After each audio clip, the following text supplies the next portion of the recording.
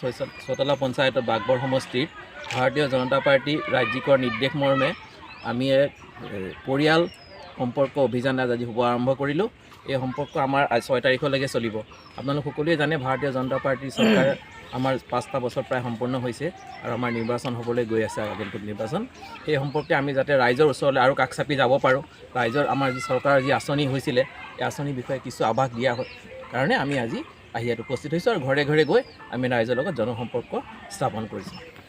এই সম্পৰ্কে মই মোৰ বক্তব্যত সুন্দৰকৈ কৈছোঁ, তথাপি আৰু এবাৰ ক'ব বিচাৰিছোঁ, তেখেতে কোনোদিন মিয়াৰ ভোট নালাগে বা মুছলমানৰ ভোট নালাগে এনেকুৱা কোৱা নাই। তেওঁ এইটো কথা কৈছে যি ভাৰত মাতৃক আই মাতৃক যোনে সন্মান কৰিব নাজানে, যোনে পাকিস্তান জিন্দাবাদ বুলি কয়, যোনে আই মাতৃক মহিলাক সন্মান কৰিব নাজানে, যোনে ট্ৰিপুল তালাকৰ সন্মান কৰিব নাজানে, ট্ৰিপুল তালাক সন্মান বা বিৰোধিতা কৰা সকলক তেওঁ ভোট নালাগে বুলিহে আচলতে কৈছে।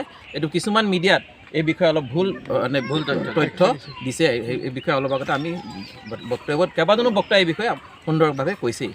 আমি 100% আশাবাদী। আপোনালোকে দেখিছে যোৱা গীতা বছৰত আমাৰ চেয়াৰমান আলী ডাঙৰীয়া বা আগতে আমাৰ কংগ্ৰেছৰ কোন আছিলে দিলদাৰ ৰাজা ডাঙৰীয়া আছিলে, কি উন্নয়ন কৰিছে।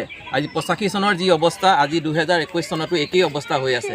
এই অৱস্থা যদি দূৰ কৰিব লাগে আমি নিশ্চিতভাৱে আজি যিটো আহি ইয়াত ৰাইজৰ সঁহাৰি পালোঁ আৰু কেইদিনমান আগতে আমাৰ পৃষ্ঠ বাগবৰ সমষ্টিত তাত প্ৰায় 2,500 আমাৰ পৃষ্ঠ প্ৰমুখ আহি উপস্থিত হৈছিলেই।